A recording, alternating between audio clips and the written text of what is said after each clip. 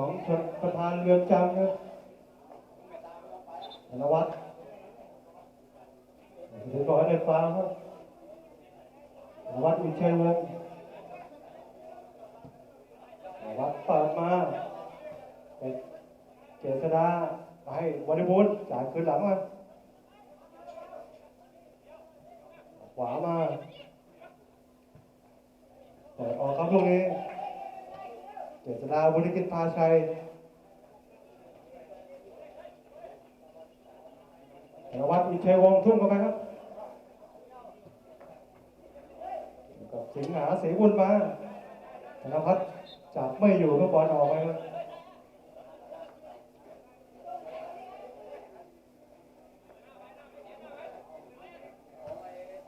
ขืนหลังมาเจษฎา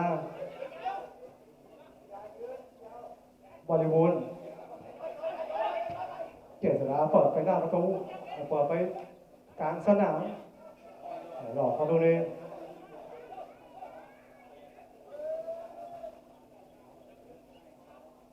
หมานก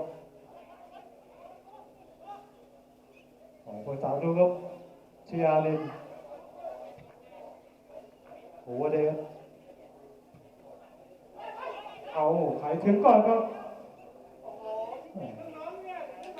ถึงมือผู้สาวประตูชัดชัยวางเปิดไป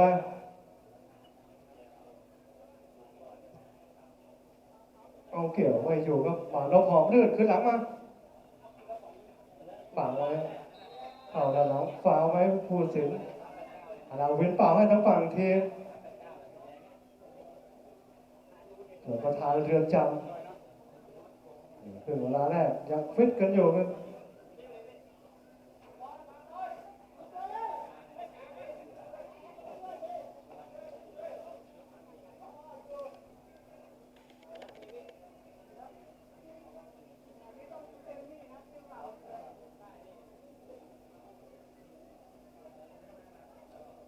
ถึงคลิปของทางฝั่งชมประธานเรือนจำครับ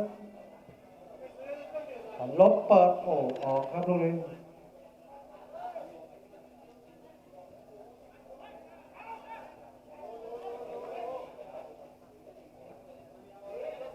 ประธานตัดบอลได้ชำนาญเอาเจษฎา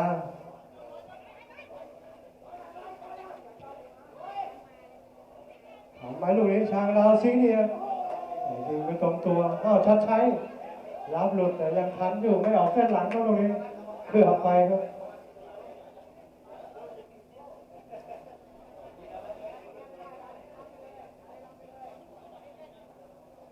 ชัดชัยภูมิภาคเปิดมาเตะเราไปรับสุดโตจับไม่อยู่กับเจษฎาบ้านมานะครับเลขหกธีระเรืองวงศ์ธีระเปิดเต็มครับตรงนี้ส่วนประธานดักไว้ได้ครับหงชัยพันลบลูกนี้ได้ฝาบนสินธนาวินเป่าให้ทั้งฝั่งชมประธานเรือนจำ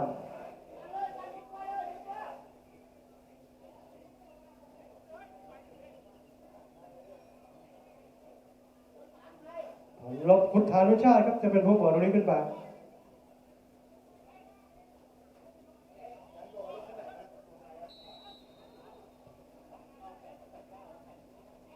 แย่งกันอยู่ครับตรงนี้เขี่ยออกไปทันครับตรงนี้วิชาบุญกิจพาชัยสกัดออกไปเป็นบอลทุ่งของชมประธานเรือนจำยัง0-0อยู่ครับครึ่งเวลาแรกคู่ที่3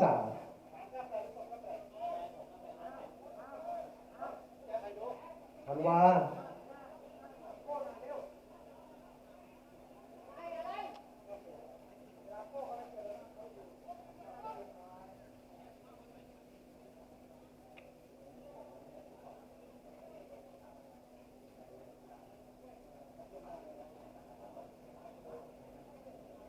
บอลมาถึงฝั่งนี้ยงยุทธทิพย์ประสาทเปิดมาหน้าประตูเอาบอลลงได้ไหมลูกนี้มานิดไม่ผ่านมานกหอมเลือดเคียงมาติด พันลบอย่างแต่บอลอยู่ครับเฉลิมวุฒิพันผงแหมตรงนี้ผู้ช่วยผู้สินอมรเคยายกธงวีลาเปิดมาตรงนี้บอลลงได้ครับเสกสรรจันทร์ประสาทธนวัฒน์มานพเปิดสีบอลยอมไปหน้าประตูหัวเด่นรับไว้ได้คว้างบอลลงมาเบนจามินสกัดตรงนี้สเปนแข่งกันแล้วก็ตรงนี้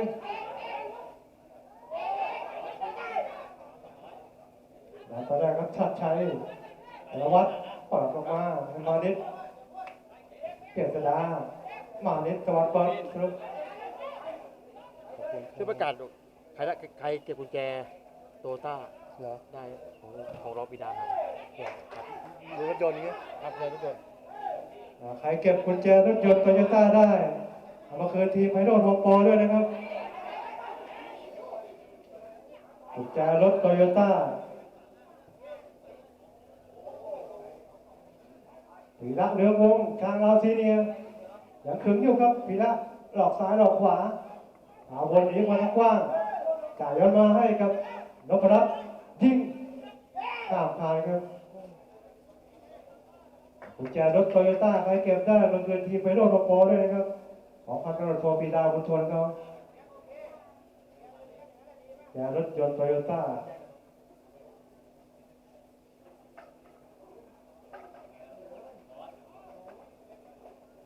เดี๋ยวแก้ไปครับทางฝั่งทีม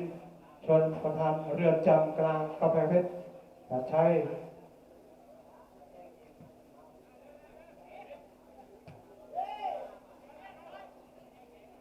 พีระเรืองวงขวามาเกียรตินาปล่อยให้นันทพัฒน์กันศาสตร์ลึกไปครับลูกนี้ตัดชัยคุณสามตูเตะจุดฟุบพอลงมาก่อนมาถึงอนุชาโมงย้อนไปสมเจตบัวบานมาลบหอมรื่นออกมาให้กับบริบูรณ์เรืองศักดิ์บริบูรณ์ต่อไปตรงนี้ทันไหมโอ้โหตรงนี้ไม่เกือบนันทพัฒน์กันศาสตร์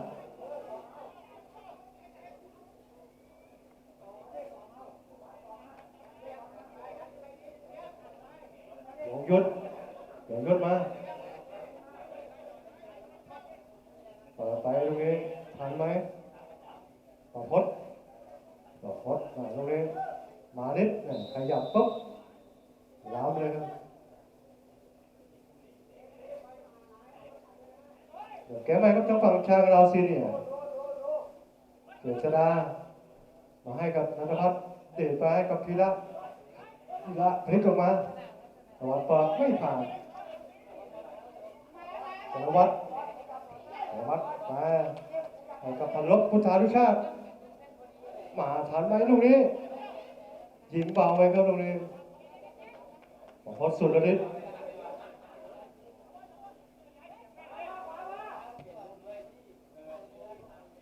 บอลลงไม่อยู่ครับลูกนี้พันลบพุทธานุชาติอยากได้จังหวะสองซัดข้ามคานครับลูกนี้ไม่ธรรมดาทั้งคู่กันส่งบอลแข็งแกร่ง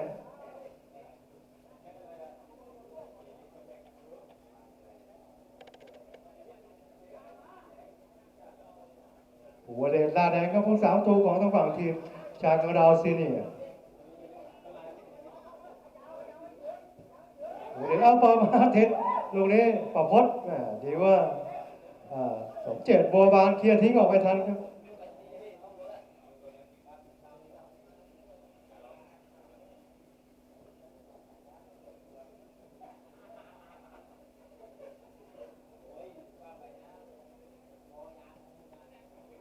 พลิกมาได้ไหมลูกนี้นันทพัฒน์หรือเปล่าให้ทางฝั่งทีมชาลาซีเนียครับบริบูรณ์เรืองศักดิ์จะเป็นผู้เปิดลูกนี้ขึ้นไปครับ ริบูรณ์เปิดมาให้ผ่านธนวัฒน์อินชัยวงศ์ธนวัฒน์เข้ากลางมาผ่านลบออกมาทันครับลูกนี้จำเบาแล้วลูกนี้บอลเริ่มไปหาประตูทางฝั่งชาเราบ่อยขึ้นนพดลบริบูรณ์วนพลิกออกมาสวัสดออกข้างมาให้กันนพดลแก้วคอนเซ็ปต์นพดลจ่ายมาลูกนี้ทันไหมผีได้เร็ววงบล็อกไม่อยู่ครับลูกนี้บอลล้นมาถึงผู้สาวโตจัดชายภูมิภาคจัดชายความเปิดมาให้ธนวัฒน์อินเชยวงศ์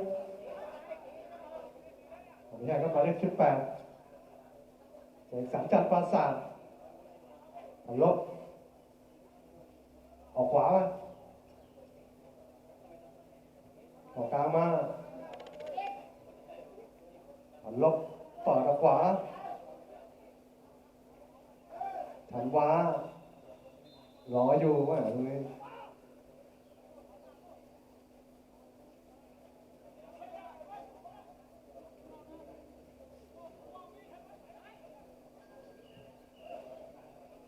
มาให้พีระเรืองวงพีระจ่ายสายก้อยมาไม่มีใครครับ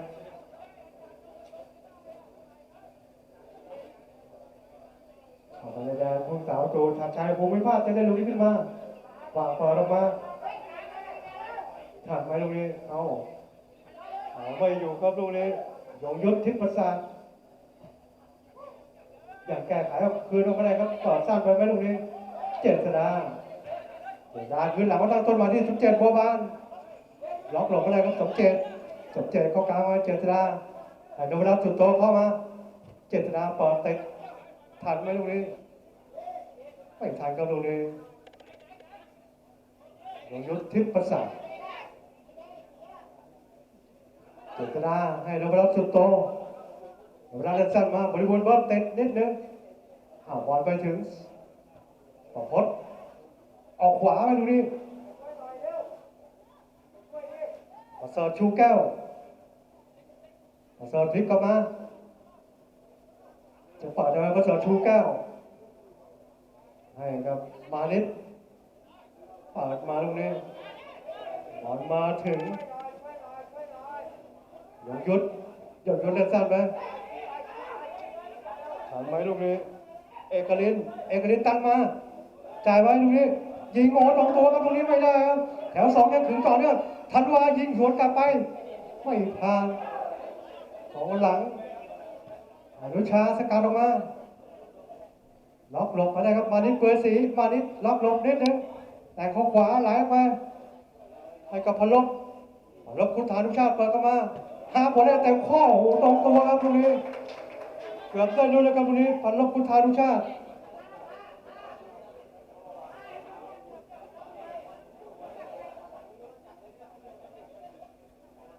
โอ้โหมีโอกาสบุกบ่อยขึ้นนะครับชมประธานเรือนจำ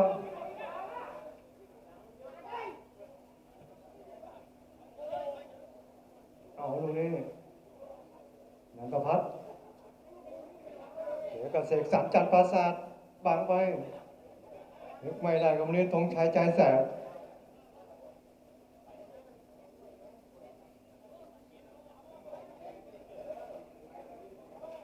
0-0อยู่ครับครึ่งเวลาแรกคู่ที่3ฟุตบอลลีกในงานจังหวัดกำแพงเพชร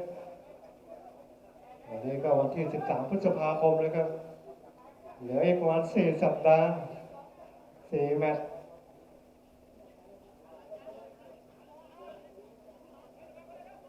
ของชัยเปิดไม่ผ่านวิชาโคออกมาพีระตวัดให้เจษฎาบุญกิจพาชัยเจษฎา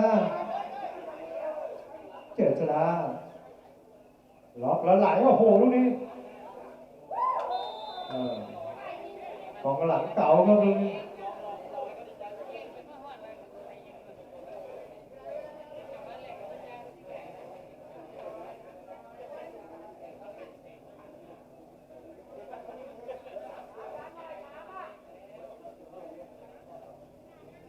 แก้มาครับลบ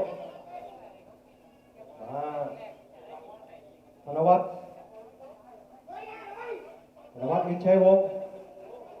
มาที่ยงยุทธที่ประสาท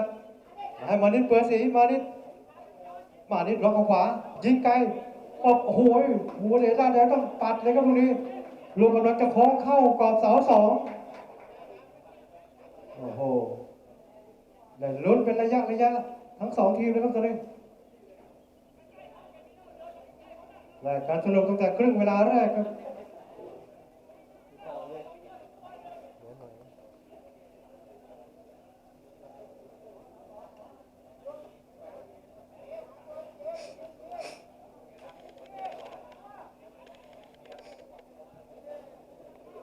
ปาดมานิดถึงบอลก่อนไหม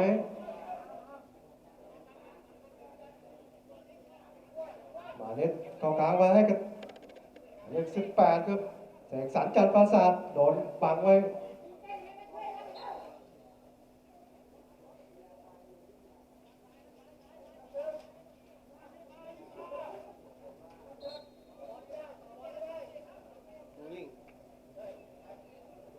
พักคูลิ่งเบรกครับของครึ่งเวลาแรก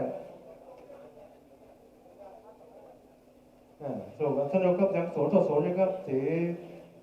ม่วงชากังราวซีนีสีส้มชลประทานเรือนจำกลางกำแพงเพชรครับ2 หน่วยงานรวมกันมานะครับควบคุมทีมมาโดยคุณพี่วีรชัยเพชรครุฑนะครับอดีตผู้เล่นระดับจังหวัดระดับภาคกันอาจารย์วีรชัยเพชรครุฑ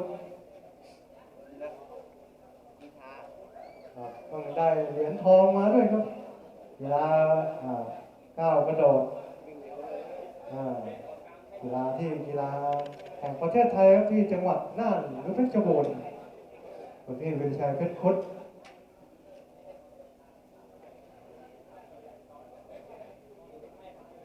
วันนี้ผู้คุมแมตช์การแข่งขันกีฬาแห่งชาติก็มาเยี่ยมชมสนามนะครับอาจารย์พรชัยและทีมประสิทธิพรไปหลายๆแทบจะทุกอำเภอเลยครับดูแลตั้งแต่ระดับชาติจนถึงระดับตำบล